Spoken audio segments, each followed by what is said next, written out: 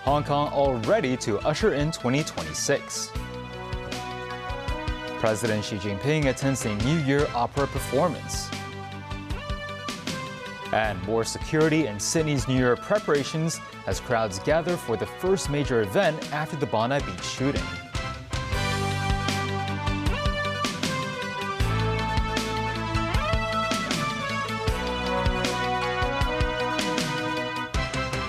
Good evening and welcome to TVB News. 2026 is just a few hours away. Although there will be no New Year's Eve fireworks display, countdown events will be held in many places, and legendary Australian band Air Supply will perform in Central later tonight. Here's Samantha Lee with more. In the Chater Road pedestrian zone in Central, Air Supply arrived in the afternoon to prepare, attracting many fans. With the fireworks cancelled, the city's main event to welcome 2026 is the Hong Kong Winterfest in Central. 8 landmark buildings, including the Court of Final Appeal building and Hong Kong Club, will host an immersive light show featuring giant countdown clocks and light and shadow images. A 3-minute light and shadow show will showcase New Hope, New Beginning. Mr. Jones said he will come to Central to listen to Air Supply. Many tourists came to Hong Kong for New Year's Eve, but some were surprised that the fireworks are cancelled. Oh, we didn't know. Yeah, it's okay because I think we can spend some good time here in Hong Kong and wander around and try some foods here. Across the harbour, the West Kowloon Cultural District will host a New Year's Eve countdown concert. The M+ Museum and the International Commerce Centre, the tallest building in Hong Kong, will also participate in the countdown. Giant countdown clocks will be displayed on Cultural Centre in Tsim Sha Tsui and the Convention Exhibition Centre in Wan Chai. Still, the absence of fireworks has affected some waterfront businesses. This restaurant, located on the Wan Chai waterfront, faced many bookings cancellations.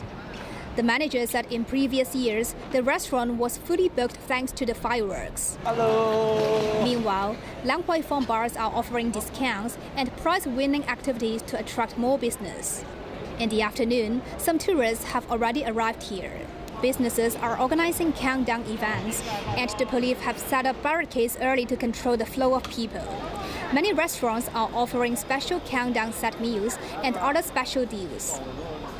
A spokesperson for Lang Kwai Fong Association said the Hong Kong Tourism Board's events in Central is helping businesses in the area. She said considering the recent social atmosphere in Hong Kong and the economic situation, pricing is even more heavily discounted than before the pandemic. She believes the business volume will increase 5 to 10% compared to last year. On New Year Eve, the atmosphere in Lang Kwai Fong is lively and cheerful. Locals and tourists have been joyfully enjoying food and drinks. It is a vibrant scene filled with excitement and glee. Samantha Lee, TVB News. And Samantha Lee is waiting patiently at Lang Kwai Fong this evening. So what is it like there, Samantha? Hi there, we are only a few hours away from 2026, but scores of locals and residents have already arrived in Lang Kwai Fong to have a good time before ringing in 2026. And let's take a look at the situation right here. We also have talked to some bar owners who are expecting more people to come as night falls. And many restaurants and bars have rolled out a series of campaigns and discounts to draw in more customers. We will stay here for more updates. And now, back to you in the studio. Thank you, Samantha. Hong Kong's public transport systems have made several adjustments to facilitate residents during New Year's Eve, including Shenzhen Bay Port remaining operational overnight and Lo Port extending its services to 2 a.m. Mainland families of all sizes flowed into Hong Kong via high-speed rail at West Kowloon Station throughout the day. This as many are choosing to head down south to celebrate owing to the lack of government-organized New Year countdown celebrations in mainland cities. This visitor from Chengdu said many of her friends found Hong Kong offers a much more festive atmosphere for New Year's Eve. While this tourist from Fujian said she will stay overnight in the city, hoping to enjoy the crowded streets filled with New Year's cheer. She noted that despite the lack of fireworks displays this year, the experience will be an enjoyable one. To facilitate the surge in cross-border visitors, the Luowu port will extend its services to 2 a.m. Adjustments have also been made by various public transport services. The MTR's final train traveling to Luowu Station on the East Rail Line will depart from Admiralty at 12:56 a.m., while the final train traveling to Admiralty Station will depart from Luowu at 2:30 a.m. Some residents shared their plans to go on day trips to the mainland and returning to Hong Kong before the year ends. This man said he will be enjoying tea and karaoke with his friends up north before coming back to the city to attend the countdown celebrations. In a similar fashion to its Luowu counterpart, the Shenzhen Bay port will extend its cross-border services on New Year's Eve and remain operational overnight. The number of cross-border buses will also be increased to facilitate travelers. The vast majority of local trains will remain operational throughout the night, with services increasing in frequency starting at 3 p.m. Meanwhile, 11 special bus routes will offer New Year's services in the early hours of the day, while more than 20 regular bus routes will extend their operating hours. New Year's Eve celebrations have got underway in New Zealand.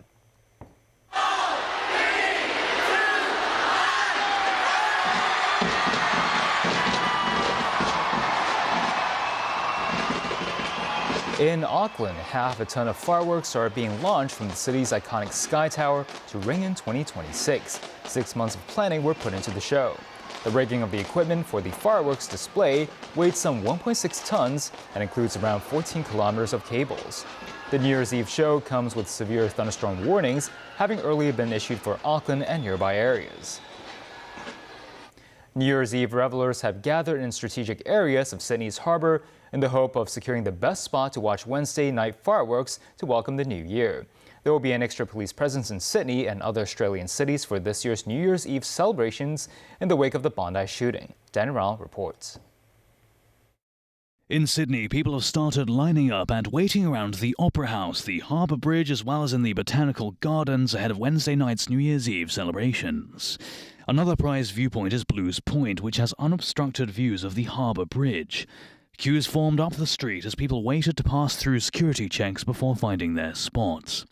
Wednesday's New Year's Eve fireworks and visual display will feature a tribute to the victims of the Bondi terror attack. There will be an extra police presence in Sydney and other Australian cities for this year's New Year's Eve celebrations in the wake of the shooting. Meanwhile, Australian Prime Minister Anthony Albanese focused on the Bondi shooting in his New Year's address. Following the terror inflicted on Jewish Australians at Bondi Beach, our hearts ache for every life lost and every life changed forever. Yet what Bondi also showed us was the best of the Australian spirit in all its courage and compassion. And that is why I'm optimistic and determined that in the new year we will rise to meet the challenges ahead of us in the same way Australians always do, by working together and looking after each other. And no matter what the world throws at us, we will keep doing things our way, stay true to who we are, hold on to everything that makes us the best country on earth. Danaral TV News.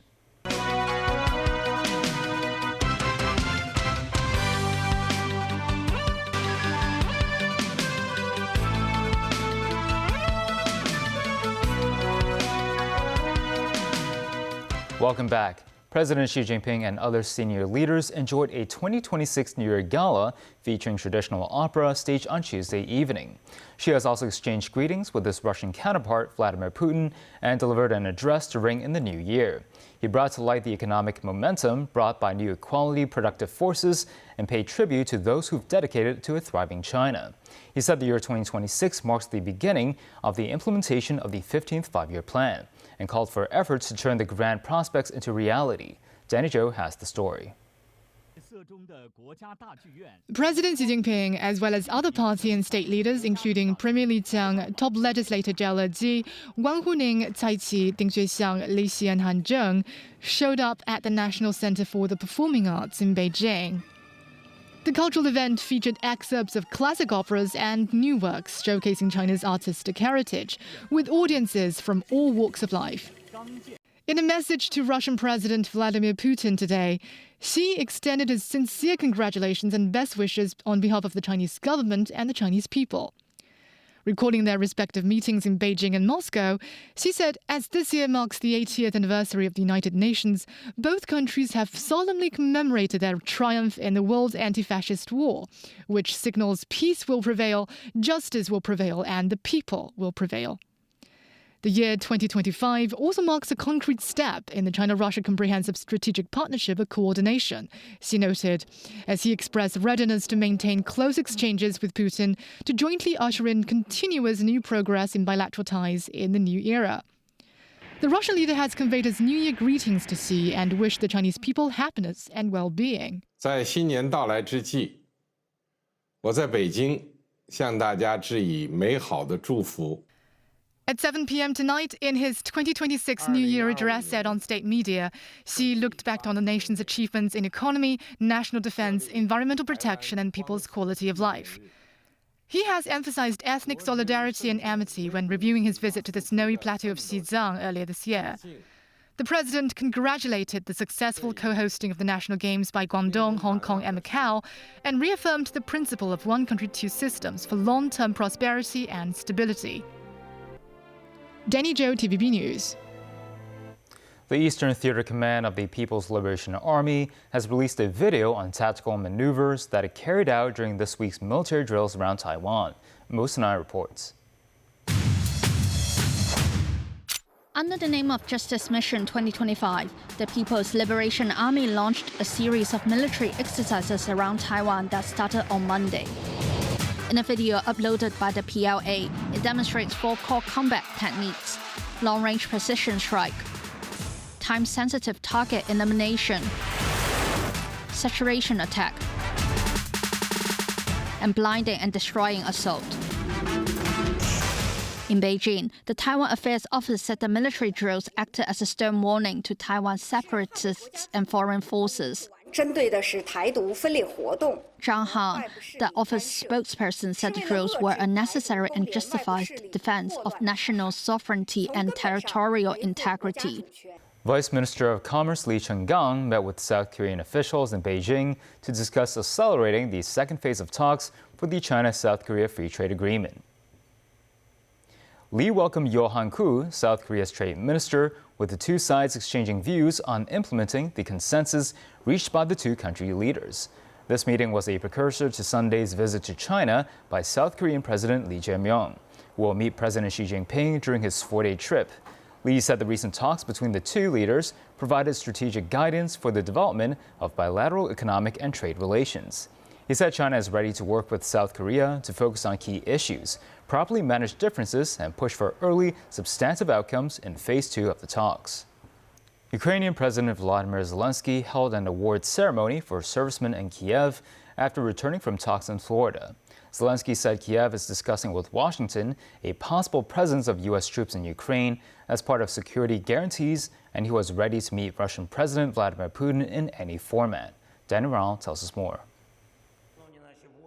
Ukrainian President Volodymyr Zelensky held an award ceremony on Tuesday in Kyiv after returning from talks in Florida. He presented 20 housing certificates to soldiers in Ukraine's army as well as families of servicemen killed in the fighting with Russia. Zelensky said Kyiv is discussing a possible presence of U.S. troops in Ukraine as part of security guarantees with Washington. Zelensky said a U.S. troop presence in Ukraine would be a major security boost for Kyiv. The Ukrainian leader also said he was ready to meet Russian President Vladimir Putin in any format. Zelensky's comments come after Russia said Kyiv had targeted a presidential residence in the Novgorod region with 91 long-range attack drones, all of which it said it had intercepted. Russian Foreign Minister Sergei Lavrov described the alleged attack as state terrorism and said Moscow had already identified targets for retaliatory strikes in Ukraine. The Kremlin provided no physical evidence of the alleged incident, saying it would retaliate and review its negotiating stance, but would not quit talks on a possible peace deal. Washington's ambassador to NATO, Matthew Whitaker, commented on the allegations Ukraine had attacked Russian President Vladimir Putin's residence. Amid the chaos surrounding the allegations of the strike, Polish Prime Minister Donald Tusk appeared optimistic peace in Ukraine could soon be achieved. Speaking during a cabinet meeting, Tusk said the American Declaration on Security Guarantees for Ukraine gives hope these talks will conclude successfully. Danaral TV News. A tourist fell into the sea while taking photos at Cyclone's Pope and Chow. He was found unconscious by firefighters but died later. At around 10 a.m., police received a report that a male tourist from Guangzhou had fallen into the sea while hiking in the Popinchao area along the Macleos Trail. Police and firefighters launched a search and rescue operation in the area. A fireboat located the man and rescued him, but he was already unconscious. He was taken to the Marine Police Base in Saikong, where he later died. Sources said at the scene suggested that the visitor was taking photos when he allegedly slipped and fell into the sea. The central government has appointed Zhang Yong as the Deputy Director of the Mainland's Liaison Office in Hong Kong. The Liaison Office introduced Zhang on its website, highlighting his postgraduate academic credentials. He used to work at the Office of the Central Financial and Economic Affairs Commission and served as Executive Vice President of Costco Shipping Group. And now to sports. Former U.S. Open champion Emma Raducanu spent some time with a quokka in Australia ahead of Great Britain's United Cup opening match in Perth. Team GB were at Rottnest Island quokka spotting. Rottnest Island is the famous home of the quokka, a wallaby-like creature known for its permanent friendly smile and its low fear of humans. Billy Harris replaced the GB #1 Jack Draper, who has been forced to withdraw from the competition through an arm injury. Harris is joined in the squad by Raducanu, Katie Swan, Olivia Nichols, and Neil Skupski. Yeah, we're at Rottnest and it's beautiful. It's amazing, the colours in the water. It's amazing to see a quokka for the first time. And yeah, I had a really good 30 minutes that I got to spend here. I wish I had longer, but it's been a great experience and so happy that I could witness this with my own eyes. And that's the news. Thanks for watching.